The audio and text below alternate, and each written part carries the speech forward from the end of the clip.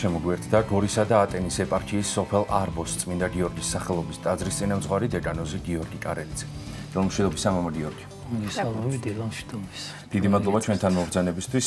ძალიან მნიშვნელოვან საინტერესო თემაზე ვსაუბრობთ. ეს არის სულიერი ზრდის მნიშვნელობა მრევლისთვის. პირველ რიგში რომ განმარტოთ ჩვენი მაყურებლისთვის, რას ნიშნავს სულიერი ზრდა, როგორ იზრდება სულიერად ადამიანი, რას აკეთებს და რა უნდა გააკეთოს ამისთვის ადამიანი. მოკლედ პირველი რაც უნდა ვთქვათ, რომ ჯერ პირველ რიგში ადამიანმა უნდა შეიმეცნოს ის, რომ ადამიანის ბუნება ორი ნაწილები არის სულიერი და არის შვინვიერი, ანუ სხეულებრივი, ხო, ფიზიკური და სულიერი. ამის შემდეგ უკვე, როდესაც ადამიანმა ეს, როგორ გითხრათ, იცით, ამ გზას დაადგა, დაინტერესდა ამით. თუ არ დაინტერესდა ადამიანი ამით ზოგადად, რომ აი ისწავლოს ის, რაც გარდაცვალების მერე ჩემში გადარჩება, ის რაც გააგრძელებს მარადიულ ცხოვრებას, რა არის ეს, ანუ რა არის ეს ჩემში და როგორი უნდა იყოს ეს, ანუ როგორ უნდა მოემზადოს, ხო? აი სულიერ ზრდა ეს არის, ანუ სული მოამზადოთ იმისთვის, რომ გარდაცვალების მერე ის რომ განეყოფა აი ამ შვინვიერ სხეულს, ხრწნად სხეულს, როგორ გააგრძელებს, რა ფორმით გააგრძელებს ცხოვრებას და ამაზე მოკლედ წმინდა წერილიც ბევრს გვასწავლის, ამაზე მოკლედ მთელი საეკლესიო 2000 სლოვანი გამოცდილება ამას გვასწავლის და ეს არის აუცილებელი, აი დაინტერესდა ადამიანი, ეს ორნაწილედობა მოკლედ დაინტერესდა მონაწილეობით და შემდეგ მოკლედ ესე ვთქვათ, სულის ცხონებისთვის და სულის მარადიული სიცოცხლეზე უნდა დაინტერესდა. ამის შემდეგ ძალიან მნიშვნელოვანი არის ის, რომ ადამიანმა დაიწყოს რაზე ფიქრი, რომ ისე იგი ზრდა სულიერი არის ადამიანის სული მკვდარია, თუ კი მას სულიწმინდის მადლი არ ყვებავს. აი ეს უნდა ვიცოდეთ ყველამ, რომ ადამიანმა რაც არ უნდა აკეთოს. ანუ სულ რომ რა ვიცი, აი კეთილი საქმეებიც აკეთოს რაღაც, ანუ ის რაც ზნეობრივად არის და მიღებული საზოგადოებაში, რაც არ უნდა აკეთოს, ეს იქნება მისი მშვინვიერი ნაწილის, ანუ გრძნობითი, რაღაცა ემოციური ნაწილებით იქნება მონაწილეობა, მაგრამ ეს არ ეხება სულის ნაწილს. პირდაპირ გაგებით არ ეხება სულის ნაწილს. ანუ სულის მაცოცხლებელი, ესე რომ ვთქვათ, გამფრთხობა, ანუ გამოფხიზლება სულისა და ზრდა ხდება მხოლოდ სულიწმინდის მადლით. ანუ ღმერთი, როდესაც ეხება, ანუ ადამიანის სულს, როდესაც მადლი სულიწმინდისა მოდის ადამიანის სულზე, ის ფხიზლდება და აი მაშინ აუწყებს უკვე ადამიანს შინაგანად, რომ აქ ვარ. აი მეც ვარ, აი აქ ვარ, მე ესეთი ვარ, აბა დაინტერესდი ჩემით რა. თუ არა ღმერთი, ადამიანი ამას უბრალოდ თვითონ თავისთავად ვერ შეძლებს. და როდესაც აი ამას, ისე იგი მიხვდა ადამიანი ამას, რომ მადლი ჭირდება ღმერთისა, აი შემდეგ უკვე იწყებს ამ მადლის ძიებას. ანუ მადლი მინდა, ანუ ჭირდება მე რომ სულის გამოფხიზლება მოხდეს და ზრდა მოხდეს და ნახეთ როგორ არის. სულს აქვს, როგორც პავლე მოციქული ბრძანებს, სულს აქვს გარკვეული ასაკების მდგომარეობა. ანუ განვითარების. ეს არის ჩვილობის ასაკი, ეს არის ყრმობის ასაკი, ეს არის ჭაბუკობის ასაკი და ეს არის სრული ასაკი ქრისტესი, ანუ უკვე როდესაც ადამიანის სული, აი როდესაც დიდი მამები იყვნენ, რაღაცა იქ ქრისტეს ასაკს ისე იგი მიღწეულები, ხო? და აი როდესაც ამას ხვდები უკვე, ანუ ადამიანი როდესაც ამას ხვდები, უკვე საღვთო მადლის მოხვეჭის საშუალება, ანუ საჭიროება დგება. და აი აქ იწყება უკვე სადმოუძებნო ეს მადლი ღმერთთან როგორი ურთიერთობა და პირადი ურთიერთობის მერე ადამიანი მიდის უკვე ანუ ეკლესიაში. ანუ ის რომ ნახეთ ღმერთი არსებობს, ჩემი სული უკვდავია. ამის მერე ადამიანი იწყებს აი ამ ხვდები რომ ღმერთის გარეშე ჩემი სული მკვდარია, ამიტომ ვეძებ ღმერთს და ღმერთს ვეძებ უკვე სად? ვეძებ ყველაზე მეტად ახმატებულად, სადაც არის მოკლედ ეკლესიაში და მის საიდუმლოებებში. ანუ ნახეთ როგორ არის, ყველა რელიგიას აქვს თავისი გარკვეულწილად ესე რომ ვთქვათ, მსახურებები, რომელიც გარეგნულია და შინაგანი. აი, როდესაც მე მივედი ტაძარში და საიდუმლოს ვესწრები, მოდი ავიღოთ მაგალითად, კიდაც ლიტურგია ავიღოთ ყველაზე აღმატებული, ხო, დღეს ყველანი უფრო მეტად აი კვირას ვცდილობთ რომ ლიტურგიაზე ვიყოთ, ადამიანი მივიდა ლიტურგიაზე, ხო? რა განსხვავება მაგალითად სხვა რელიგიებს შორის და მართლმადიდებლობას შორის, რომ იმ გარეგნულის იქით ჩვენ ვეძებთ ზუსტად აი იმ შინაარს.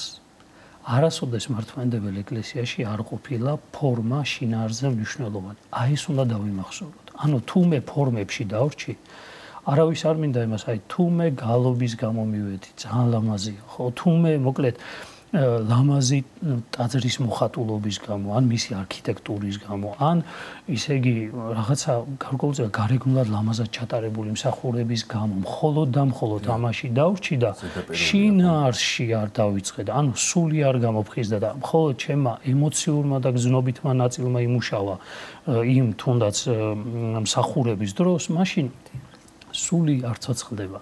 ანუ მადლი არ ეხება სულს და აი მოხდება რა იცით? აი მე კიდე ქვემოთ რო გავაგრძელებ, გეტყვით რატომ მოხდება ეს და თავიდან დავსვა უბრალოდ. მოხდება რა? ერთ დღესაც უბრალოდ დარჩები სახლში. და მიხვდები რომ სინამდვილეში არაფერი დიდი განსხვავება არ არის. ანუ შენს იმ ადამიანს შორის რომელიც იქ იდგა და აი შენს იმ შორის რომ სახლში ხარ, დიდი განსხვავება არ არის. ერთი დღე იქნები მე მეორე კვირას დარჩები სახლში, მესამე კვირას დარჩები და მიხვდები, რომ არ დამაკლდა არაფერი. ერთადერთი რაც დამაკლდა ის, აი ემოციური და გრძნობით მომენატრა გალობა. მომენატრა ტაძარში მისვლა, მაგრამ არ მომენატრა რა, ანუ მთავარი არ მომენატრა, რომ სული შიმშილობს და სულს შია, მოკლედ მადლის მოხოჭა, ანუ სულს წყურია მადლი.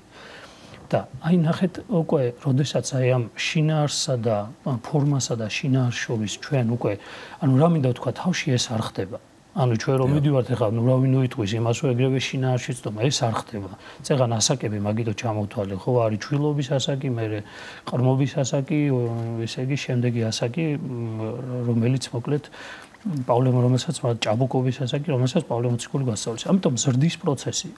ზრდის პროცესია და ამიტომ როცა მივედი მთავარია რომ ვიცოდე რომ იმას რასაც გარეგნულად უყურებ ეს არ არის მთავარი. აი ეს არის მნიშვნელოვანი რომ ამის შიგნით მართლმადიდებლური სამყარო ძალიან ღრმაა.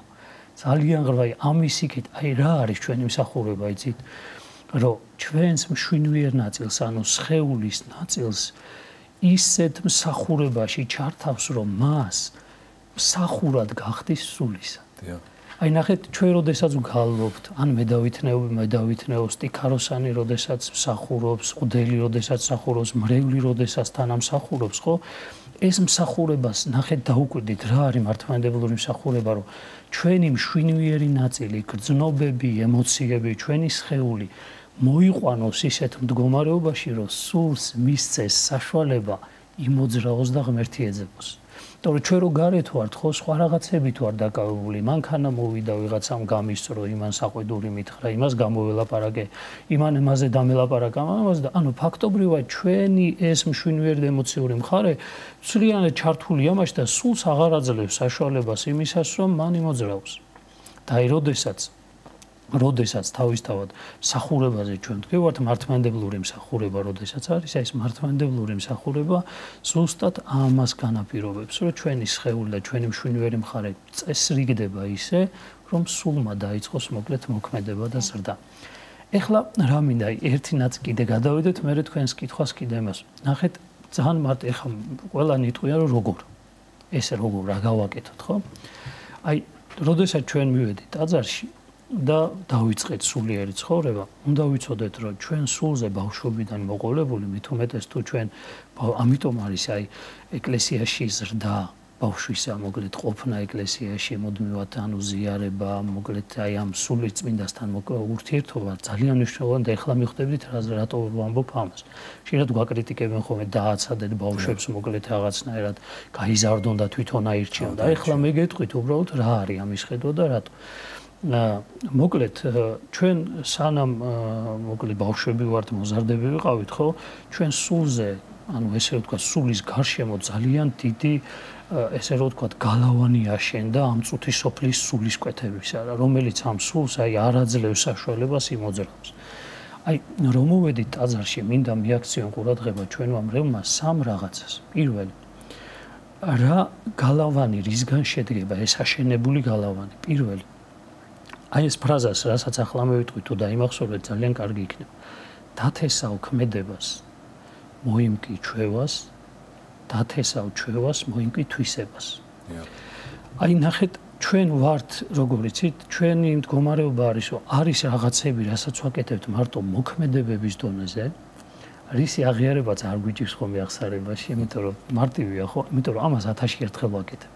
აი სადღაც თუ კი წავაწყდი რაღაცას, ნუ იმას გავაკეთე და მე მივდივარ და იცი რა, ვიღაცა საყვედურა, რაღაცა ისე ამაზე ადვილია საუბარი. ანუ საუბარს რას გულისხმობ ხა განწმენდის პროცესი. ეს გალავანი რო დავშალოთ ამ წუთისოფლისა, რომ სული გამონთავისუფლესო მოძრაობა დაიწყოს. სანამ ეს გალავანი დგას, სულს არ აძლევს ამის არ გინდა ტაძარში დადექი, გინდა მონასტერში დადექი, სადაც გინდა დადექი, უბრალოდ გამონთავისუფლებული არ არის შენი ის, რომ სულმა შეძლოს ღმერთთან მისვლა. ეწეღან ამიტომ თქვი რომ ჩვენი მსახურებები თქო ჩვენ მშვიდობიან ნაწილს ამშვიდებს გზნობებს და ემოციებს და სულს აძლევს საშუალებას რომ წავიდეს, მაგრამ აი ნახეთ, ისე იგი ჩვენ ეს გალავანი ამ სამი დუღაბისგან შედგება, აი სამი ნაწილისგან. არის პირველი მოქმედებები, მაგრამ როდესაც მოქმედებები მრავლდება და ერთი და იგივე რამეს ბევრჯერ ვიმეორებთ, უკვე რა არის ჩვევა.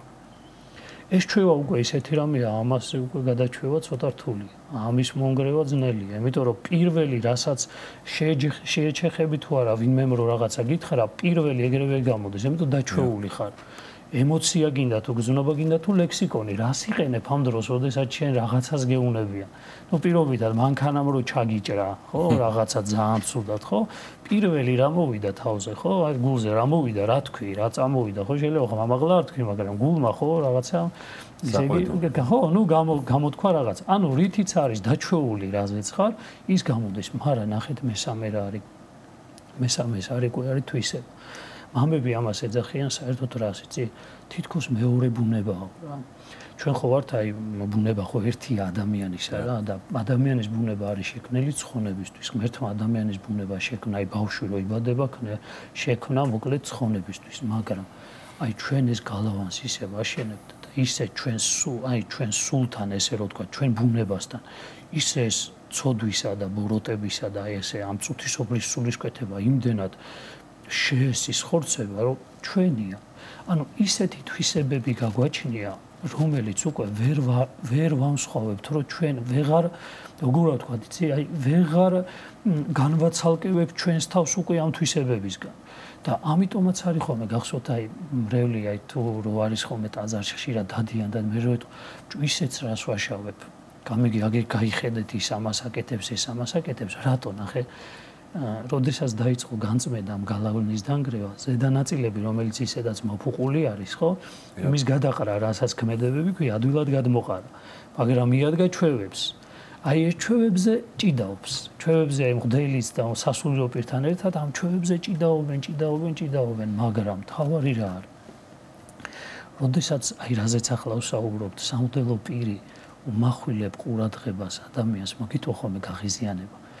უმახვილებ ადამიანს ყურადღებას თვისებაზე, რომელიც უკვე თვითონ არის. მან უკვე დაიჯერა, რომ ესა თვითონ არის, ანუ ამის გარეშე არ შეუძლია. ეგეთი ვარ, გახსოვთ, ეგეთი ვარ და რა ვქნა. აი, ეგეთი ვარ და რა ვქნას რომ მიადგები და რო იტყვიცი რა, ეგ არ არის სწორი. ეგ რაღაცა, ეგეთი არ ხარ, მაგისთვის არ ხარ დაბადებული. ეკლესია რას ვეუბნებით ადამიანებს? არ ხარ შენ ამ წუთისოფლისთვის და ანუ ის თვისებები, რომელიც ამ წუთისოფლში შეიძინე, ესენი არ არის, ეს აქ დარჩება. გარდაიცვლები თუ არა, ეს ყველაფერი აქ დარჩება და სული წავა ზეცაში, რომელიც იქნება აი ამ შენი მთელი ცხოვრებით გარს მოკრული, მოკლედ და უსიცოცხლო, მკვდარი იქნება, ანუ გამდიდრებული არ იქნება სული, ღმერთში გამდიდრებული, სულიწმიდის მადლით არ იქნება გამდიდრებული და აი ზრდა, ვიღაცა რომ ვიტყვის ხოლმე, რა არის ზრდა სულიერი? აი ეს არის. სულიერი ზრდა, ანუ ჩვენ როგორ გვინდა, იცით, ეს გალავანი არ დაინგრეს. ეს წუთისოფლის გალავანი, იმიტომ ჩვენი ქმედებები, ჩვენი ჩვევები, ჩვენი თვისებები მithumedes უნდა იყვეს, იმიტომ რომ ამაში კომფორტულად გზნობ თავს, იმიტომ ამ წუთისოფლში ძალიან კომფორტულად მოვეწყეთ. ამ თვისებებთან ერთად მოვნახე გარემო, ანუ სოციუმი, სადაც მე რეალიზდები, კარგად თან წარმატები, დავოჯახდი კიდე, შვილებიც ყავს, მეუღლეც ყავს ადამიანს, ყველაფერი, ანუ კარგად რეალიზდი, მაგრამ ნახე როგორ არის ტაძარშიც მივედი. ტაძარში რომ მივედი, ტაძარში რა რას მეუბნებია, რომ ძველი კაცი უნდა განიძარცვა და ახალი უნდა შეიმოსვა, ანუ სული უნდა გავაცოცხლო და ახეთ აი ჩვენი პრობლემა დგას ზუსტად ამაში, რომ ამ გალავნის დაშლა არ გვინდა. აი ვცდილობთ რომ მარტო ქმედებები შევცვალოთ და ამავე დროს გვინდა რომ მადლიც მოვიდეს ხო და აი რა მინდა თქვა იცი ის ვინც გალავანს მიადგა ის ვინც ამ ქმედებების ჩვევების და თვისებებსაც კი მიადგა და თქვა არა მე უნდა შევიცვალო მხოლოდ და მხოლოდ განზრახვაც კი აი მამე ბიძახიან იმის განზრახვაც კი რომ ადამიანმა თქვა რომ მე უნდა შევიცვალო აძლევს საშუალებას ღვთის მადლს გადაწყვეტილება მიხდი წეღარას თქვი თავში რომ დავიწყეთ მე უნდა დავინტერესდე და გადავწყვიტო რომ მე ეს მინდა და თუ კი მე ეს გადავწყვიტე მაშინ საღვთო მადლი აი ამ სულ როგორი ამ წუთი სოფლის სულისკვეთებისგან ჩვენივე აშენებულ გალავნის მიღმაც გადმოდის და სულს მცირე-მცირედით კვებავს რომ სულმა გამოცოცხლდეს მაინც რომ შეძლოს ამის დაშლა და აი როგორ არის იცი კრიზისული პერიოდია ხოლმე თუ ერთი ჩვენ გადავწყვიტეთ მაგრამ აი კრიზისულ პერიოდზე გახსოვთ აი 90-იანებში ძალიან ბევრი ხალხი მოვიდა ტაძარში აი გახსოვთ სავსე ამ ტაძრზე მაგიტო იყო დღეს რომ აი ყველა უბანში ტაძარი შენდება ყველა სოფელში ტაძარი ანუ იმიტომ რომ მართლა საჭიროება იყო ამის და ძალიან დიდი საჭიროება იყო მაგრამ რაღაცა პერიოდის მერე რასაც ახლა მევხსნე რომ დადგა სულიერი კრიზისი ანუ ეს დაშლა და ადამიანებს რო უკვე მიხვდნენ რომ ქრისტიანობა თურმე უნდა შეცვლა უნდა შევიცვალო მე თვისებებიც კი უნდა შევიცვალო თუნდაც ის თვისებები რომელიც მანამდე ძალიან კარგი მეგონა ისიც კი რომ უნდა შევცვალო აი ეს უკვე გაუჭირდა ადამიანებს და ამიტომ გავიდნენ ტაძრიდან ამიტომ რომ ესე თუ უნდა აქამდე თუ უნდა შევიცვალო მე იცი რა ამის მზადყოფნა არა მაქვს ამიტომ ვიძახი პირველი რაც დღეს ჩვენ მრევლს ჭირდება ეს არის რომ პირველი ინტერესი დაინტერესება აუცილებელი იმისა რომ აი მე ვარ ბუნებით შექმნილი იმით რომ მარადიულად უნდა ვიცოცხლო ჩემში არის სული რომელსაც საღვთო მადლის გარეშე სიცოცხლე არ უწერია ამავე დროს ჩემში არის ეს გალავანი რომელიც მე ავაშენ ეს გალავანი შედგება სამი ნაწილისაგან ეს არის ქმედება ჩვევა და თვისებები ეს გალავანი სურვილი უნდა მქონდეს ბოლომდე დავანგრიო დამიდგება კრიზისული მომენტი როდესაც ვიტყვი რომ იცი რა აუ მე მგონი ვერა აი ეს მე მგონი ვერა უნდა გადავიტანოთ ყველა მოძღვართან ერთად აუცილებლად აი ამიტოა ნახეთ აი ამ სიტუაციაში გამოჩნდა რა გვინა მოძღვარი რო იძახიან რომ აი იცი რა მე თვითონ ვერ დაშლი ვერ დაანგრევ შეუძლებელი ეს არის უბრალოდ აი როგორ გითხრა უფრო აშენება არის აი ესეთი განწყობით იმ გალავანს უფრო აშენებ და ვერასოდეს დაანგრევ ვერას თუ კი თამდაბლობა არ ანუ ადამიანში ეს სიმდაბლე მორჩილება და ეს სულისკვეთება არ მოვიდა ხო შეუძლებელი ეს გალავანი ოდნავაც კი დაშალოთ მამა გიორგი როდესაც თქვათ ვცდილობთ რომ მხოლოდ გალავანი დავაშენოთ მაგრამ რეალურად არ ვიცით რა ხდება საძირკველში შეიძლება საძირკველი იმდენად დაზიანებული იყოს რომ ეს გალავანიც ჩამოიშალოს თავისთავად და მოძღვარი ალბათ ალბაში გვეხმარება სწორედ რომ ვეძებოთ იმ საძირკველში არის თუ არა რაიმე დაზიანება რომ შემდგომ მყარად მოხდეს დაშენება იმ ყველა სართულის. უბრალოდ მეორე შენობის ეს გალავანი რომელიც ვახსენე ეს გალავანი ამ წუთის სოფლის გალავანია. ჩვენ უნდა დავაშენოთ ანუ სულიწმინდის მადლი უნდა დავდოთ საძირკვლად რომელზეც დავაშენებთ შემდეგ ანუ ყველა სათნოებებით ღვთისმცნებების აღსრულებით აი დავაშენებთ აი ამ სულიწმინდის მადლის მიერ ჩვენს ქმედებებს და სული გამდიდრდება და დაიწყება შენება და გეტყვით როგორ არის იცით პროპორციულია ეს ყველაფერი რა რაც ამ სულის ნაწილები ანუ სული გამოცოცხლება და დაიწყებს სვლელობას ზემოთ აი პროპორციულად ეს გალავანი სხვანაირად შეუძლებელია ანუ ეს გალავანი ზემოთ იდგეს და სული ამოშენდეს შეუძლებელია ანუ თუ კი ადამიანმა ცოდვიანი ქმედებები ჩვევები და თვისებების რღვევა არ დაიწყო ეს არ შენდება და მაგიტომ მინდა უთხრა ყველას რომ აი გადამოწმება იმისა რომ აი სულის ზრდა ხდება თუ არა ხო აი ზუსტად ამით უნდა გადანაწილდეს და მინდა უთხრა ყველას რომ აი ახსარების დროს ხშირად მადლობა ღმერთს რომ უკვე ძირითადი მრევლი ვინც არის ტაძარში ახლა აღარ ვარდებიან ძიმეცოდვებში და ამიტომ სულიერ ზრდას წვეტენ ანუ ისეთი რამეები დავძლიე всё მორჩა უკვე ადამიანს გონია რომ რა უნდა შევცვალო ანუ უკვე მორჩა კინაღამ წმინდანი ვარ მაგრამ აი ეს დაიმახსოვრეთ ქმედება ჩვევა და თვისებები რომ ანუ ნახეთ ახსარებაზე რომ მიდიხარ მოძღვარმა უნდა გკითხოს კაი გასაგებია შენ რომ მაგალითად განიკითხო ეხლა მითხარი შენ 10 შესაძლო შემთხვევიდან 10-ვე ჯერ განიკითხავ თუ შენ 10-ვე ჯერ განიკითხავ სავარაუდოა რომ განკითხვა შენი თვისება უკვე მაგრამ თუ შენ როდისმე შეგიძლია ორჯერ მაინც მოითმინო ხო მაშინ შეიძლება მივაწეროთ ჩვევას მაგრამ თუ შენ უბრალოდ აი უფრო მეტი ნაწილი შეგიძლია რომ მშვიდად არ განიკითხო, ყოველთვის აკონტროლებ საკუთარ თავს, მაგრამ სადღაც გამოვლინდა რომ აი მოკლედ რაღაცა ჩავარდი ამ ცოდვაში, უკვე ეს ქმედების მდგომარეობა. ნახეთ, უკვე სულიერი ცხოვრება ეს არის. რომ კი აღარ გექნება იმისის რომ მოძღვართა რომ მიხვედი ის ანუ გეცოდინება რაზე უნდა ისაუბრო და მოძღვარმაც უნდა იცოდეს რომ ამ მიმართულებით მივდივარ ჩვენ. ანუ აი მიმართულებით ადამიანში თვისება, ქჩევა თუ ქმედება უბრალოდ ხო და როცა შევხედავთ რომ ისე იგი რაღაცა თუნდაც ვინმესთვის მიჩნეული რომ ესა უმნიშვნელო რამეა, მაგრამ თუ ეს უმნიშვნელო რამე ქმედებაა მხოლოდ, კი ბატონო ქმედება ადვილად აღმოსაფხრელია, მაგრამ თუ ეს ჩვევა და მით უმეტეს შენი უკვე თვისება, აქ უკვე მუშაობა ჭირდება. აქ უკვე ეს ჩვევა ნიშნავს იმას, რომ ეს შენ ბუნებას იმდენაა შესხორცებული, რომ მისი დაშლა და დანგრევა არის რთული და ამავე დროს ის ძალიან გიშლის ხელს მადლის მისაღებად სულისა. სულიწმიდის მადლის მისაღებად, რომ სული გამოცოცხლდეს. აი ნახეთ, ძალიან მარტივ რაღაცა გაიშალა, ხო? მოძღვრის მოქმედებაც, ანუ მოძღვარი რას უნდა უყურებდეს, რომ ეს არ არის, ამიტომ ეს რა ნახეთ და რას ადგეს, აღარ არის სავალდებულო ყველა ზიარების წინ თქვა ახსარება, რაზეც დღეს უკვე საუბრობთ, მადლობა ღმერთს იმაზე, რომ მოკლედ ადამიანი იზრდება უკვე სული, უბრალოდ ამას მიაქციოს ყურადღება, ხო? აღარ არის ყველა ზიარების წინ ესე ახსარება, ეს ფურცელზე დავწერე და ვთქვათ მიოწ. ანუ ადამიანი მთავარია მივახვედროთ იმას, რომ კარგად თავის ხედვა დაიწყოს და ლოცვაში, როდესაც მივა ღმერთთან ყოველ დილას საღამოს ლოცვაში, მithumete ზიარების წინ რო ემზადება, ისეთი საოცარი ტექსტია იქ, ხო? აი ამაში სთხოვოს ღმერთს, ღმერთო, აი ვიცი მე რომ ამ თვისებებისა, აი ამ გააზრებით, როდესაც ლოცულობ, რა თვისებები გაქვს, რა ჩვევები გაქვს და რა ქმედებები გაქვს და არ თვალთ მაგწობ. ღმერთთან არ თვალთ მაგწობ და პირდაპირ აღიარებ, რომ ტყუილის თქმა კი არ მოგიწია.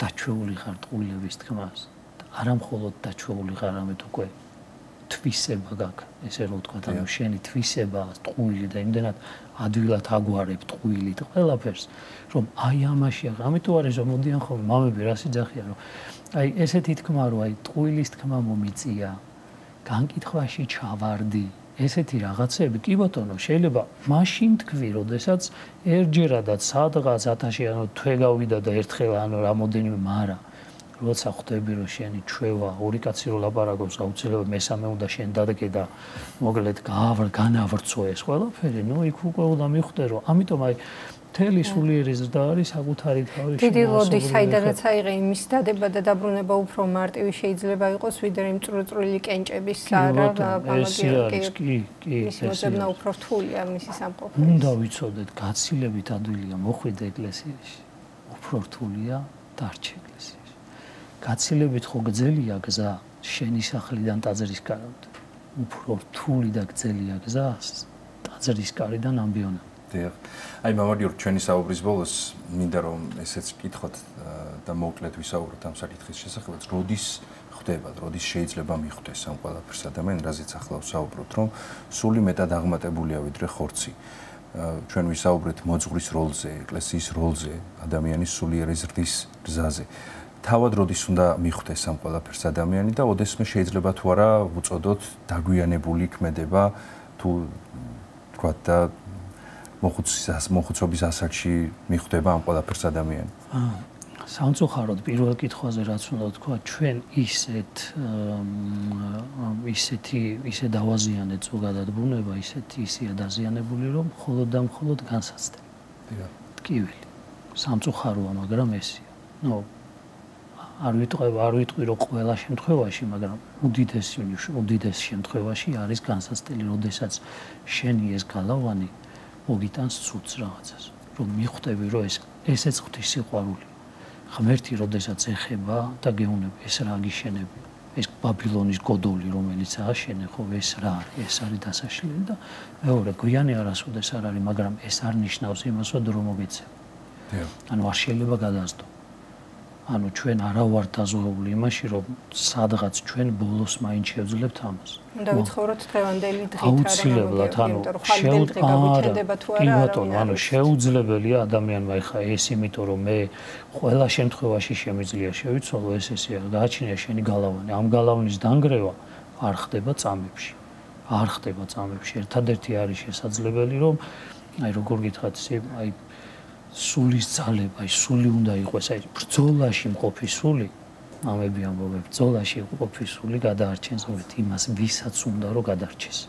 და თუ შენ არ იცი რომ უნდა გადარჩე, თუ შენ ამაზე არც გიფიქრია, თუ შენ ამის ინტერესიც არ აქვს, ბოლოს აი ხშირად არის ხოლმე რომ იგიყვანენ ადამიანს, რომ აი ბოლო იმაზე აზიარება უნდა, მაგრამ აი რა გითხრა, რთულია, ძნელია, არ იცის რა თქვას, არ იცის როგორ, დრო აქვს ძალიან ცოტა რომ აი ეს ცვალებადობა, მისი ეს გალავანი ჩამოიშალოს და სული გაცოცხლდეს და იმ დროს კი ცდილობ, იმ დროს კი იმაშევ, მაგრამ ხა ყველა ვერ იქნება ავაზაკს ადრიან ხომი, აი ავაზაკი ჯვარზებოდა. ავაზაკის გვერდზე განკაცებული ღმერთი იყო. გამიგეთ, განსხვავება ეს იმის გვერდზე განკაცებული ღმერთი იყო და ამიტომ შენ გვერდზე ვინ იქნება? ძალიან დიდი მადლობა ლომა გიორგი მოგზაურობისა და საინტერესო საუბრისთვის დაგემშვიდობებთ. გორისა და ატენის ეპარქიის სოფელ არბოს წმინდა გიორგის სახელობის ტაძრის წინამძღვარი დეკანოზი გიორგი კარელიძე იყო ჩვენი სტუდიის სტუმარი.